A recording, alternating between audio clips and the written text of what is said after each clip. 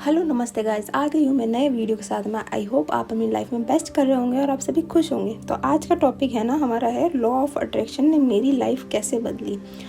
तो गाइस है ना, पहले मैं सोच रही थी कि मैं ये वीडियो लॉ ऑफ अट्रैक्शन के बारे में बताऊंगी, आपको किस तरह फॉलो करना है या क्या क्या बातों का ध्यान रखना है वगैरह वगैरह, है ना। डिटेल में लॉ ऑफ अट्रैक्शन का वीडियो बनाऊँ, पर मैंने सोचा पहले मैं अपनी स्टोरी बताती हूँ, क्योंकि जब आप कोई चीज़ के बारे में डिटेल में जान लोगे एग्जाम्पल के थ्रू, तभी आप उस चीज़ को फॉलो कर पाओगे।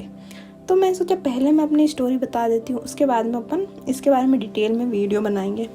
तो गाइस है ना, लॉ ऑफ अट्रैक्शन ने जो अभी लेटेस्ट मेरी ज़िंदगी बदली। वैसे तो बचपन से अपन लॉ ऑफ अट्रैक्शन कहीं ना कहीं फॉलो करते हैं, ये हमें नाम नहीं पता होता है, पर मन में जो इच्छा होती है हम इस इच्छा के बारे में बार बार सोचते हैं या फिर हम उस इच्छा को फील करते रहते हैं, वही तो लॉ ऑफ अट्रैक्शन है।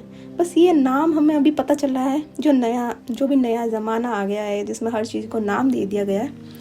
बट बचपन से जो हम चीज़ों को फील करते थे, हम जिस चीज़ों को देख इसको सुन के या सोच के खुश होते थे, वही तो लॉ ऑफ अट्रैक्शन है और हम बचपन से उन चीज़ों को फॉलो करते हैं। तो गाइज मेरे लाइफ में लॉ ऑफ अट्रैक्शन कब आया और उसने किस तरह कमाल किया, तो बात 1.5 साल पहले की है, जब मैं स्पिरिचुअल जर्नी में एंटर हुई थी। जब मुझे शायद पता चला था कि मैं स्पिरिचुअल जर्नी में हूँ, तभी मुझे कहीं ना कहीं लॉ ऑफ अट्रैक्शन के बारे में पता चला। क्योंकि जब हम स्पिरिचुअल जर्नी को बहुत ज़्यादा जानने लगते हैं ना, तो कहीं ना कहीं वो सब कुछ बातें जुड़ी हुई होती है। तो लॉ ऑफ अट्रैक्शन भी उससे ही जुड़ा हुआ था।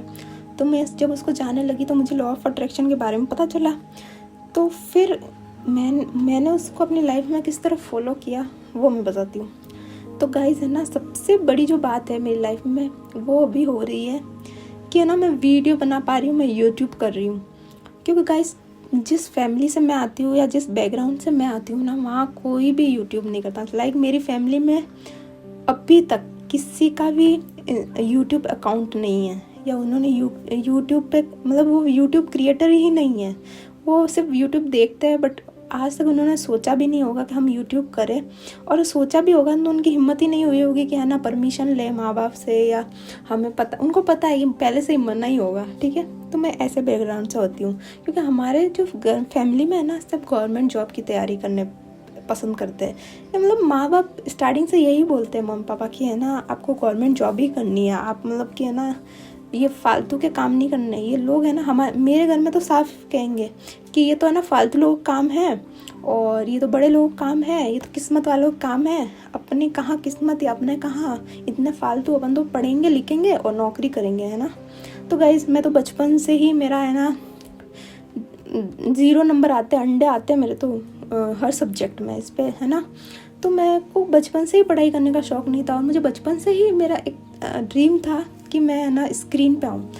तो जब मैंने बचपन से ही सोचती थी, मैं बोलती थी मम्मी को कि मम्मी मुझे है ना तुम ऐसा काम करना जिससे मैं स्क्रीन पे आऊँ, फ़ोन पे आऊँ वगैरह।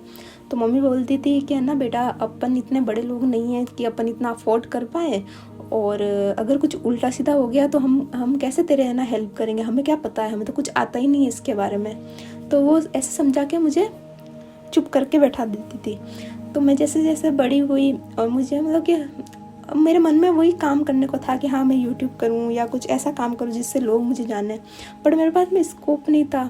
चलो स्कोप भी आ गया, बट परमिशन मिलनी बहुत ज़रूरी है, क्योंकि झूठ बोल के कोई भी काम करो और वो अच्छी बात नहीं होती है ना, फैमिली का दिल दुखाओ, उनको बाद में पता चले। तो फिर जब मुझे है ना तो करना था, ये सब कुछ करना था, पर मुझे परमिशन नहीं मिल रही थी, तब 1.5 साल पहले मुझे लॉ ऑफ अट्रैक्शन के बारे में पता चला। तो मैंने सोचा कि क्यों ना मैं अपनी जो इस इच्छा को, यूट्यूब पे आने की इच्छा को, लॉ ऑफ अट्रैक्शन से अपनी लाइफ में है ना ला लूँ। तो फिर मैंने लॉ ऑफ अट्रैक्शन को फॉलो किया कि यार मुझे है ना अपने यूट्यूब पे मैंने चैनल बना लिया है, और मेरे व्यूअर्स आ रहे हैं, मेरे सब्सक्राइब आ रहे हैं, मेरा सब कुछ अच्छा चल रहा है ना। तो मैं वो 1 साल तक मैंने कॉन्टीन्यूसली किया। मैं मतलब सोचती भी थी, वैसा फील भी करती थी, और मैं अफर्मेशन भी लिखती थी। और स्पेशली जो अफर्मेशन है ना, वो 555 वाली मेरी लाइफ में बहुत काम करती थी। मैं जब भी 555 वाली अफर्मेशन लिखती थी ना, उससे मेरे सारे काम पूरे भी हो जाते थे, जो भी इच्छा होती थी ना वो सब कुछ पूरी होती थी। तो मैं लॉ ऑफ अट्रैक्शन भी फॉलो कर रही थी, अफर्मेशन भी फॉलो कर रही थी। तो मैंने 1 साल मुझे लगा और 1 साल बाद में इसी साल की बात है, जब मेरे एग्ज़ाम थे कुछ, तो मम्मी ने मतलब कि मेरे घर वालों ने पहले से ही मतलब कि मैं जब बड़ी हुई ना, तो मुझे क्या पढ़ना है, कौन सी स्कूल में पढ़ना है, कौन सा एग्ज़ाम देना है, मुझे क्या करना है, वो सब कुछ उन्हीं लोगों ने तय किया है, ठीक है। तो वो मतलब कि वो गलत भी नहीं है कहीं ना कहीं, पर ठीक है ना। तो मेरा एग्ज़ाम थे 19 तारीख को, अभी 19 मार्च गई है तब।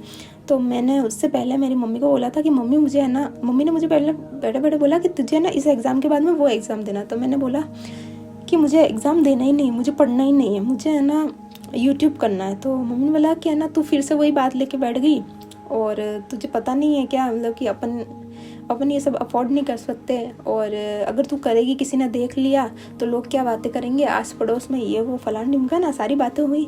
तो मैंने मेरी मम्मी को बोला कि मम्मी मेरा इतने साल तो वेस्ट हो गए इस पढ़ाई के पीछे, मैंने तो कुछ भी हासिल नहीं किया है, मैं सिर्फ स्कूल और कॉलेज पास की, वो बहुत मरते मरते हैं ना, और मैं आगे गवर्नमेंट जॉब क्या करूँगी।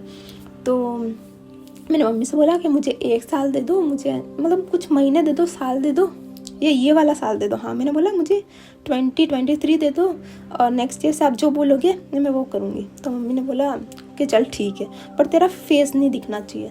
तो मैंने कहा चलो कोई बात नहीं, इतनी तो परमिशन मिली है मेरे को, यूट्यूब पे जाने का भी मौका मिल रहा है। तो मतलब कि मेरी बचपन से जो ख्वाहिश थी कि मैं स्क्रीन पे आऊँ, वो जाके अब पूरी हुई। और मैंने लॉ ऑफ अट्रैक्शन पहले जब भी पूछा था ना मेरे मम्मी पापा को, उन्होंने मना ही किया था। और जब मैंने लॉ ऑफ अट्रैक्शन को फॉलो करके उसके बाद में 1 साल बाद पूछा ना, तो उन्होंने कम से कम इतना तो बोल दिया कि हाँ तू वीडियो बना दे। तो मैंने कहा ठीक है।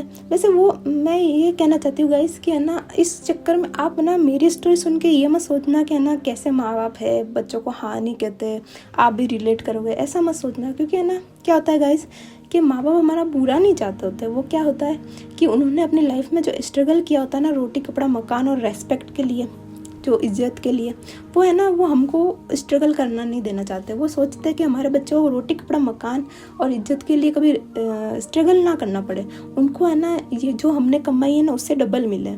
तो वो सोच के मना करते हैं कि है ना ये काम मत करो। बाकी है ना ऐसा नहीं है कि है ना तो माँ बाप आपके सपनों के आगे रोक लगाते हैं, वो सिर्फ डरते हैं।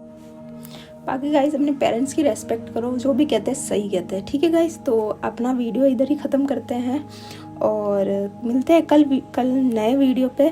और वो होगा लॉ ऑफ अट्रैक्शन का, जो भी मैं डिटेलिंग में बात करूँगी उस वीडियो में करूँगी, ठीक है गाइस। तो अपना ध्यान रखना, और मिलते हैं नेक्स्ट वीडियो में। बाय। और कमेंट करना पसंद आया हो तो, या आपको जो भी लॉ ऑफ अट्रैक्शन के बारे में आप जो भी जानते हो उसके बारे में कमेंट करना।